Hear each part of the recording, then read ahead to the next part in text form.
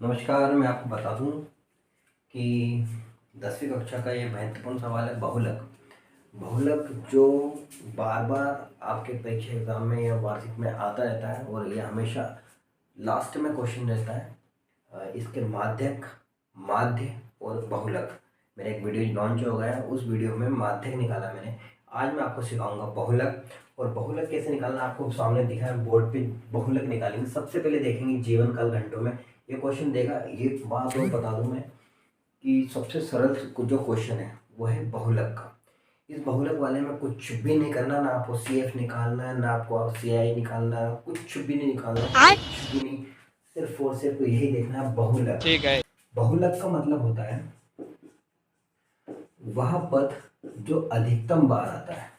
अब बारंबार तक हम दर्शाते हैं फ्रीक्वेंसी एफ से। इसमें देख रहे हैं जो सबसे ज़्यादा बार आया है जीवन काल घंटों में, 0 से जो 20 घंटे हैं, जो काल हैं घंटे हैं, वो 10 बार हैं। 20 से 40 का जो है अंतराल वो है 35, 40 से 60 जो है वो 52, 60 से 80 जो 61, 80 से 100 है वो 38 और 100 से 120 29। अब इस बारंबारता में बच्चों ये देखो सबसे बड़ा नंबर कौन सा दिख रहा है आपको? 61। अब जो 61 आपको दिख रहा है इसके सामने वाले पर हम क्या लगा देते हैं? बॉक्स। ऐसा परीक्षा में बना सकते हैं, वो आएगा परीक्षा में, पर आपको बनाना है सीधे। और क्या करना है, 61 के ऊपर आपको बॉक्स बना देना है। और बनाने के बाद आप ये एक बात बताओ कि जो गिनती है वो गिनती हम कहाँ से चालू करते हैं? 0 से। 0 1 2 3 4। तो बात ये करते हैं जो 61 है वो 61 को हम F1 बोले। क्या बोले? F1। तो जो गिनती चालू हुई वो कहाँ से चालू होती है? F0 से।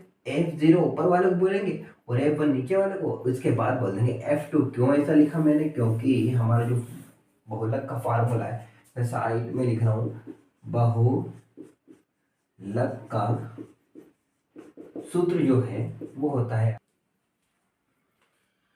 अब हम देख रहे हैं यहाँ पर हमें मिल चुका है F1 61, F0 52, F2 38 और जो स्टार्टिंग में जो अंतराल लिखा है वो है L1 भी बोल सकते हैं, ये L2 पे इसकी जरूरत है नहीं।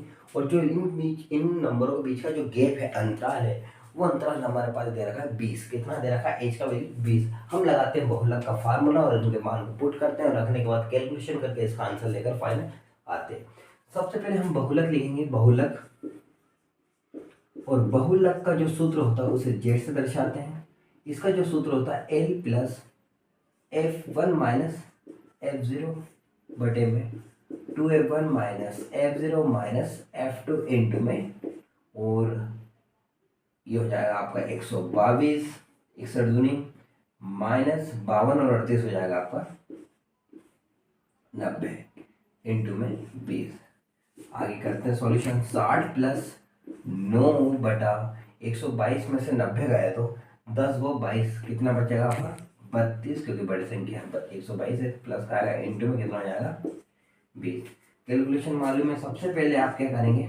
भाग देने जाए तो भाग देते हैं, कटेगा तो नहीं वैसे कटिए पॉइंट में आएगा। और 20 को पहले 180 लिखते हैं, क्योंकि 9 दूनी 18, 180 बटे में 32। इसे 2 से काटिए। 2 नाम 18, 0 का 0, 2 एकम 2, 2 छः 12। फिर 2 से काटें, 2 चुको 8 और 2 पंजे 10, फिर 2 8 16। इसे 8 से डिवाइड कर दे। 8 पंजे 40।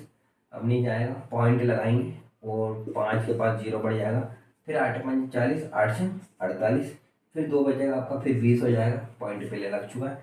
8 दूनी 16, फिर 4 बचेगा, 8 पंजे 40। ऐसा बढ़ता चला जाएगा।